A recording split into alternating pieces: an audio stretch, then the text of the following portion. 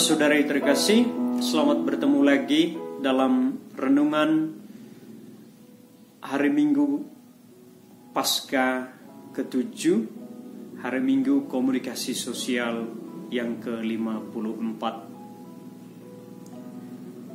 Sumber inspirasi kita adalah Injil Yohanes bab 17 ayat 1 sampai ayat 11a. Judul renungan ini adalah Siapakah Engkau?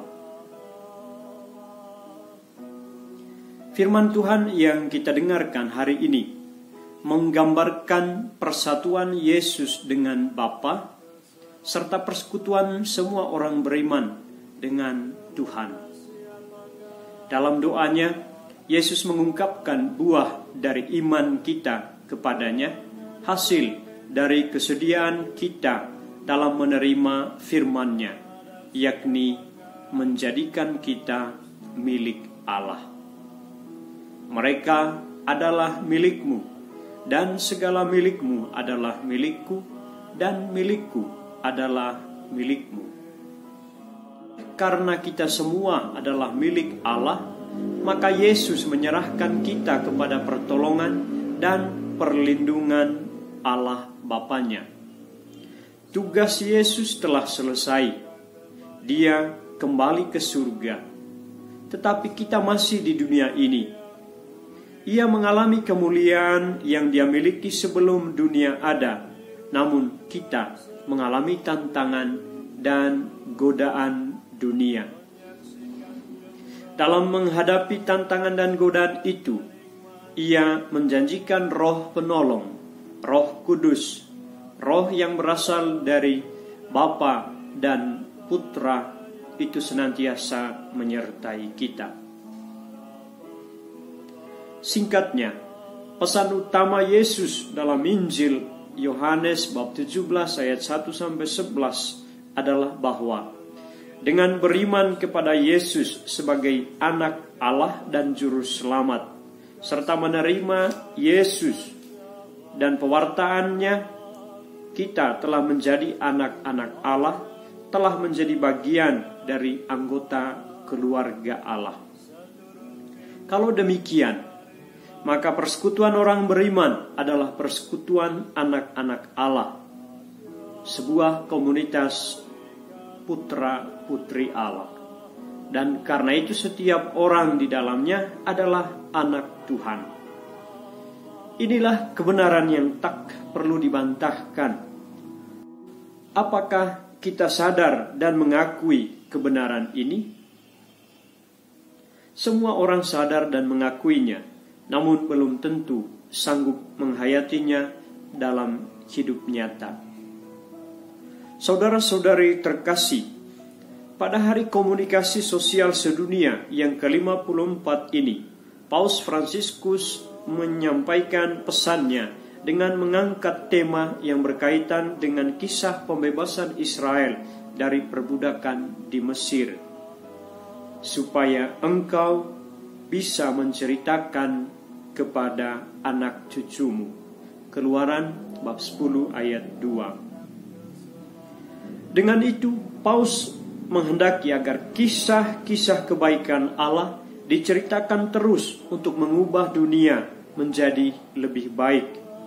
Paus mengangkat tema cerita sebagai sebuah undangan untuk memanfaatkan semua sarana komunikasi sosial yang makin canggih dan mudah ini demi kebaikan bersama, yakni membangun bukan meruntuhkan, untuk mendorong kita menemukan kembali nilai-nilai dasar kemajuan bersama, cerita yang mendorong kita untuk saling terhubung satu sama lain sebagai saudara dan saudari, sebagai anak-anak Tuhan.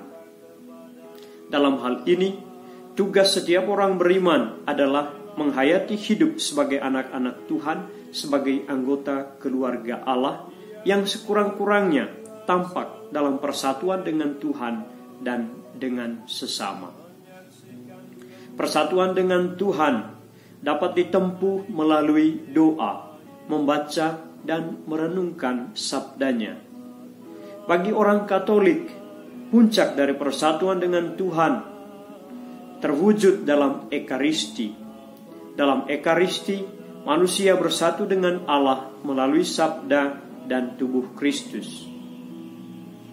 Konsekuensi dari persatuan dengan Tuhan adalah bersekutu dengan sesama. Pada akhir perayaan Ekaristi, kita semua diutus. Pergilah, kita diutus. Perutusan itu pertama-tama adalah menghadirkan persatuan dengan Tuhan yang diperoleh melalui doa atau Ekaristi untuk dibagikan dan dialami oleh orang lain dalam hidup bersama. Hidup sehari-hari merupakan wadah paling tepat untuk menghayati kualitas persekutuan kita dengan Tuhan sebagai anggota keluarganya. Saudara-saudara terkasih, hal praktis dari pesan Tuhan melalui firman-Nya dan juga melalui pesan Paus Fransiskus pada Hari Komunikasi Sosial hari ini adalah bahwa identitas kita sebagai anak-anak Tuhan, sebagai anggota keluarga Allah, tak bermakna kalau tak membawa perdamaian dunia. Doa-doa yang dijalankan berjam-jam di rumah-rumah ibadat tidak akan bermanfaat kalau tidak bisa menyambung kembali relasi yang retak atau putus akibat perbedaan pendapat, beda agama, suku, dan bangsa. Jubah keagamaan dan klaim sebagai anak-anak sayangan Tuhan akan hampa kalau bahasa-bahasa yang kita pakai dalam cerita yang kita sampaikan di medsos atau perjumpaan nyata lebih banyak ujaran kebencian, hoaks, dan isinya lebih banyak bersifat provokatif, destruktif daripada meneguhkan dan membangun.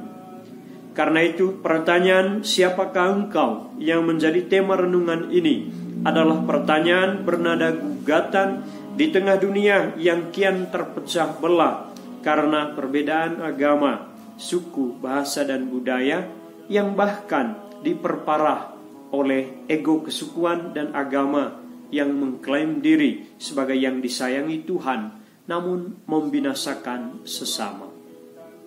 Siapakah engkau? Memang sebuah tanya yang harus dijawab dengan dan dalam segala usaha mewujud nyatakan status anak-anak Tuhan melalui persatuan dan damai, melalui doa yang mendorong sikap terbuka untuk bersaudara dengan siapapun. Dia hendak dijawab dengan memanfaatkan sarana-sarana komunikasi sosial untuk merekat kebersamaan sebagai anak-anak Tuhan dalam hidup bersama. Yesus dan Bapa adalah satu. Kita telah disatukan melalui Yesus Kristus menjadi anggota keluarga Allah. Maka kita pun meneruskan persatuan itu dalam dunia, di tengah masyarakat, komunitas, dan keluarga kita.